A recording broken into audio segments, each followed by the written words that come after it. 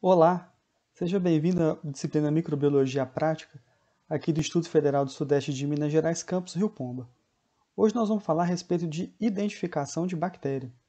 E seguindo a nossa disciplina, nós falamos um pouco de isolamento e cultivo de micro-organismos. E nesse caminho de manipulação de micro-organismos, o próximo passo importante é justamente a identificação. A identificação ela envolve as observações morfológicas ao microscópio, mas elas não são suficientes para a gente conseguir identificar as bactérias corretamente. Então, normalmente, essas observações elas são complementadas com características culturais, da própria cultura da bactéria, quando necessário, características bioquímicas e, por vezes, características genéticas. Como grande referência para a identificação de bactérias existe o Manual de Berg, que traz a identificação de milhares de bactérias e é a grande referência na questão taxonômica desses organismos. Então, o objetivo da aula de hoje nada mais é do que aprender sobre as técnicas de identificação de micro-organismos. E como material e métodos, nós vamos utilizar as culturas bacterianas, meios líquidos, como caldo-triptona, meio Clark-Lubs, água peptonada com vermelho fenol, meios sólidos, como agar-citrato de Simons e agar-nutriente com amido. Vamos utilizar o bico de Bunsen, a alça de repicagem, estufa, pipetas. Nós vamos conversar um pouco a respeito das metodologias de identificação, começando pelo teste INVIC. O teste INVIC ele tem esse nome justamente porque é a abreviação em inglês de 4 métodos que podem ser utilizados em conjunto para a identificação de enterobactérias. E é um teste muito utilizado nas áreas de análise de água, na análise de análise de alimentos. E o conjunto desse teste, com o conjunto desse teste, a gente consegue identificar uma série de enterobactérias e a gente consegue ter uma boa ideia do tipo de micro-organismo que está presente. Esse teste INVIC é justamente porque ele está ligado à produção de indol, vermelho metila, Voges Proskauer e o teste do citrato. Então, esses são os testes que nós vamos falar nessa primeira etapa. Então, o teste de produção de indol, ele nada mais é do que um teste que identifica a capacidade, a existência nas bactérias de triptofanases, que é um tipo de enzima.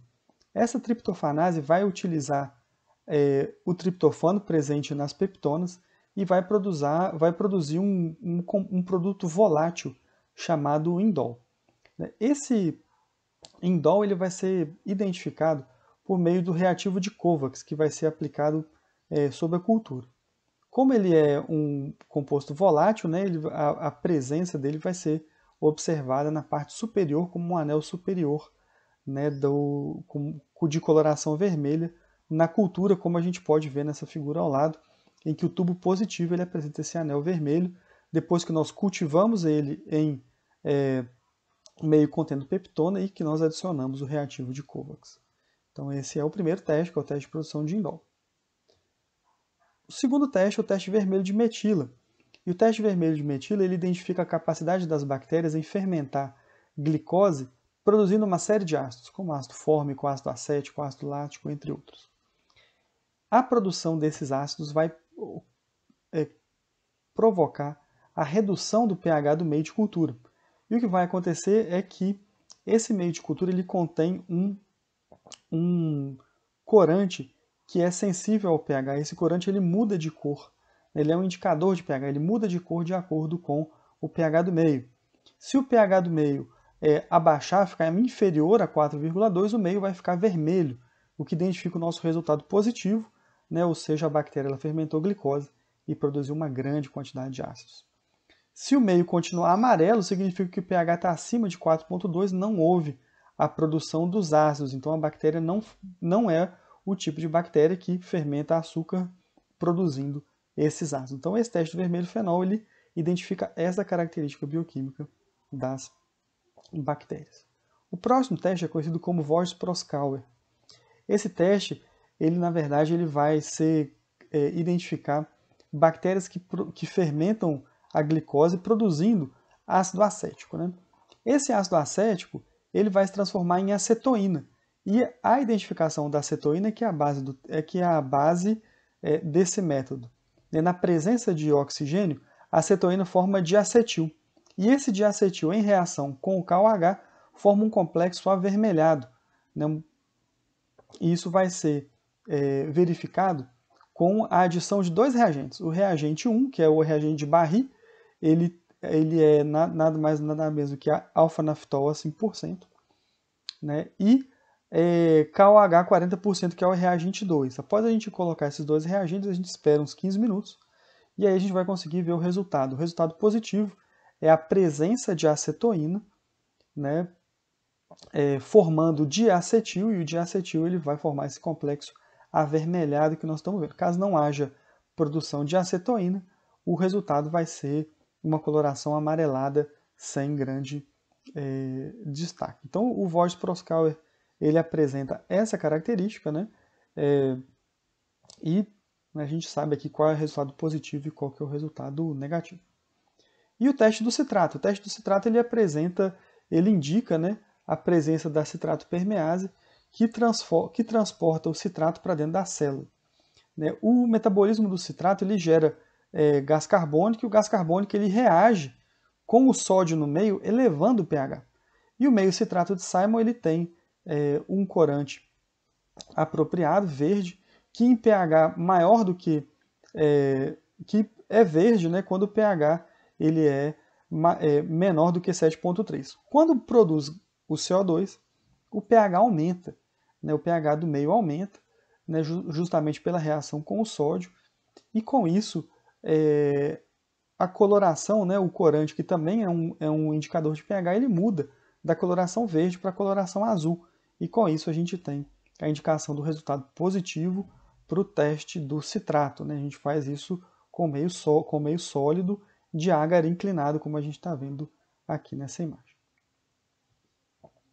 Então, para o resultado do teste INVIC, a gente, né, realiza esse teste com todas as bactérias candidatas, com todas as bactérias que têm o potencial, né, que nós temos o desejo de identificar. A gente realiza todos esses testes, anota os resultados e compara com as tabelas pré-existentes, por exemplo, né, no manual de Berg.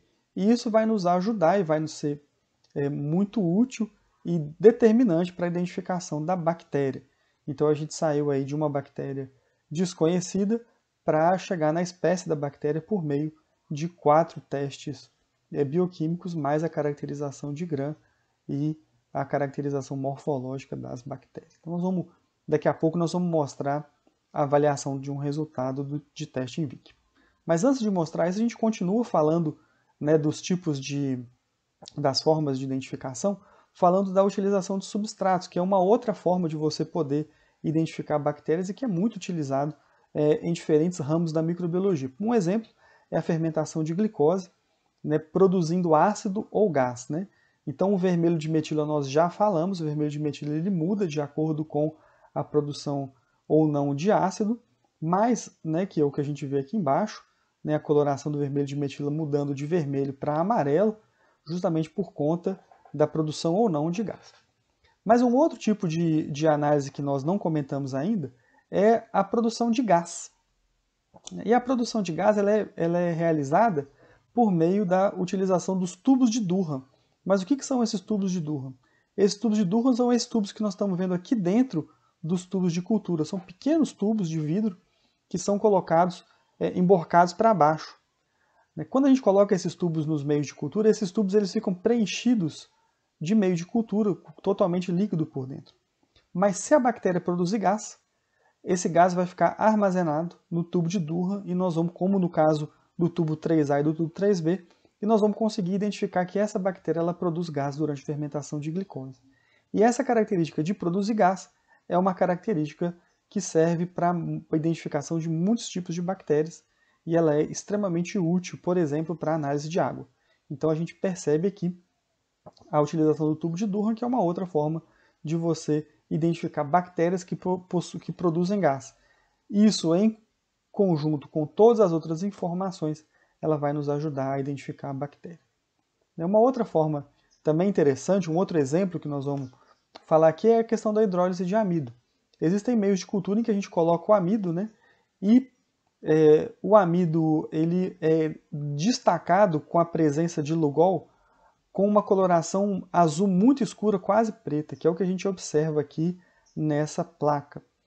E é possível identificar bactérias que utilizam amido, que são capazes de produzir amilases extracelulares, né, por meio da aplicação desse teste. Nesse teste a gente vê aqui que a bactéria negativa para a produção de amido, ela permanece totalmente preta aqui em volta do crescimento bacteriano. Mas a bactéria que produz as amilases, ela consome o amido do meio e a gente percebe claramente que aqui nesse local não tem mais amido porque as bactérias já degradaram todo o amido que estava presente aqui, né, por conta da não coloração desse pedaço do meio de cultura. E com isso a gente consegue identificar as bactérias que hidrolisam amido das que não hidrolisam amido. Então um teste também bastante conhecido, um teste muito utilizado, né, que a gente achou interessante colocar também na aula, porque existem vários testes que podem ser feitos para a identificação de bactéria, e esses são mais dois, além daqueles que a gente tem costume com o INVIC. Então a gente segue no nosso caminho da identificação. Até agora a gente falou da identificação por meio de testes bioquímicos, mas a identificação também pode ser feita por moléculas marcadoras, como os FAME. Os FAME nada mais, nada menos são do que os metilésteres de ácidos graxos, que são os lipídios, são os ácidos graxos presentes nos lipídios dos micro-organismos. Então, esse teste ele trata da identificação do perfil de ácidos graxos presentes no micro-organismo quando cultivado em um meio de cultura padronizado. Então, o que a gente faz, e depois que a gente extrai esse perfil, a gente compara com uma biblioteca de referência. Então, esse processo ele inclui inicialmente a extração dos ácidos graxos a partir de uma cultura pura. Essa extração ela é realizada seguindo um processo específico. Esse processo vai extrair os metilésteres de ácidos graxos a partir dos lipídios presentes nos organismos, e esse material vai ser posteriormente avaliado num cromatógrafo a gás.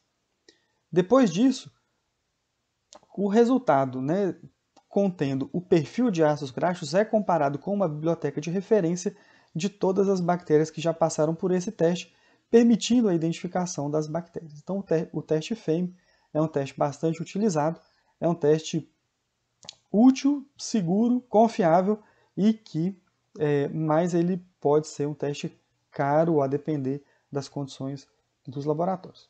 Um último teste que a gente vai destacar é o teste de DNA. O teste de DNA a gente realiza para fazer ele análise de DNA, mas aí a gente fica na dúvida, nós vamos fazer análise de DNA, mas de qual parte do DNA? Então isso depende do tipo de identificação que você quer fazer. Normalmente, para chegar na espécie das bactérias, é muito utilizado o DNA ribossomal, a porção menor do DNA ribossomal, que é uma porção do DNA que sofre poucas mutações ao longo do tempo e que nos permite fazer a comparação entre diferentes espécies. Então esse RNA ribossomal ele pode ser sequenciado, avaliado, e aí você consegue, na comparação com os bancos de dados já existentes, você consegue indicar claramente qual é o micro-organismo. Caso você tenha uma espécie queira avaliar a variabilidade dentro daquela espécie, você pode usar a região ITS. A região ITS é uma região entre genes do RNA ribossomal que apresenta grande quantidade de mutações e que evolui muito ao longo do tempo, que acumula grande quantidade de mutações e que permite comparar os indivíduos dentro de uma mesma espécie. Então veja que são propósitos diferentes. Se você quer identificar uma espécie, ou se você quer identificar o conjunto de espécies contido num determinado local, a região de escolha é o DNA 16S. Se você quer avaliar se um determinado indivíduo é responsável por uma doença, ou se um determinado indivíduo está presente no solo, a região de escolha é a região ITS.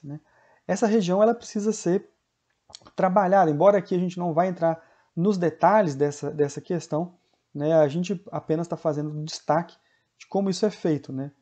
Normalmente esse processo ele envolve a extração do DNA genômico das bactérias, pode ser uma bactéria isolada ou pode ser o conjunto de genes de DNAs presentes no solo, ou numa amostra de alimento, ou numa planta, ou naquilo que a gente tiver interesse.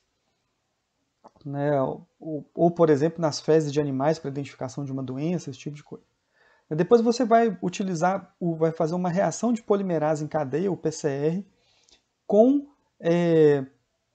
voltado para identificação de TS, 16S ou 18S, deixando claro que o 16S ele é de bactérias e o 18S é de organismos eucarióticos. Depois é realizado o sequenciamento dessa porção de DNA oriunda do PCR e todos os dados são analisados, seja para a identificação das bactérias, seja para a identificação do conjunto de bactérias presentes no meio. Essa análise de DNA ela é super precisa, é confiável e ela muitas vezes dispensa o cultivo, né? Porque existem bactérias que a gente não consegue cultivar, então como é que nós vamos identificar? Então essa técnica de extração de DNA ela permite a identificação de bactérias mesmo que ela não seja cultivada, mesmo que ela não esteja em meio de cultura. A grande dificuldade é que ela é cara porque ela demanda laboratórios especializados, né, e técnicas especializadas. Esse preço vem caindo com a existência de laboratórios de prestação de serviço que fazem o sequenciamento de DNA a um preço bastante reduzido. Então, tudo que a gente precisa é um laboratório que faça a extração e a amplificação inicial desse material genético. Feito isso, a gente discutiu aqui as principais metodologias, né? Mesmo que de maneira superficial, a gente sabe, né? Mas com o direcionamento principal das principais metodologias disponíveis para identificação de bactérias, né? E aí a gente parte para os resultados de discussão, sabendo que cada metodologia tem uma vantagem e uma desvantagem, né? Cada uma delas tem um direcionamento para uma função específica, né? E para o laboratório, para aquilo que a gente, para o laboratório ou para utilização que for necessária. Essa aula de hoje ela é voltada para discutir muito as análises bioquímicas. Elas são muito utilizadas ainda nos dias de hoje porque elas são fáceis e baratas de serem realizadas e podem ser realizadas em laboratório com uma estrutura relativamente mais simples.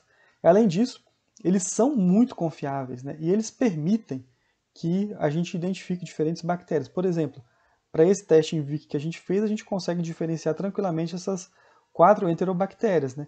A gente consegue diferenciar a E. coli, que é positiva para indol vermelho de metilho e negativa para Voges proscal e utilização de citrato, que é diferente de Salmonella, que é positiva para vermelho de metilho e utilização de citrato, mas é negativa para indol e Voges proscal.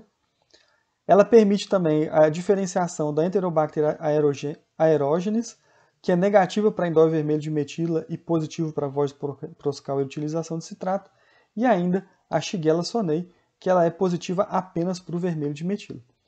Então veja que cada bactéria possui um perfil de resposta, né, ou uma característica própria de resposta para os testes bioquímicos. Obviamente que a gente falou aqui de testes bioquímicos limitados, mas existem kits que permitem a realização de uma grande quantidade de testes bioquímicos de uma vez, né, e com isso, com base nesses testes bioquímicos, a gente consegue chegar, né, a identificação das bactérias com maior rapidez. Então, né, a gente percebeu, a ideia da aula de hoje é de falar quais são as metodologias que a gente utiliza para poder identificar bactérias, né, na intenção de mostrar que elas são variadas, que elas são específicas para bactérias que você deseja estudar. Então, cada bactéria vai ter uma característica própria, né? E também para falar que a gente tem diferentes tipos de metodologias para diferentes usos. Então, a gente tem desde metodologias baseadas no DNA e no sequenciamento desse DNA, até metodologias que tratam das suas capacidades e das suas características bioquímicas. Bom, desejo que vocês tenham aproveitado a aula de hoje. A gente fica à disposição para tirar dúvidas e desejo a todos vocês um bom resto de semana e nos vemos na próxima aula. Um forte abraço.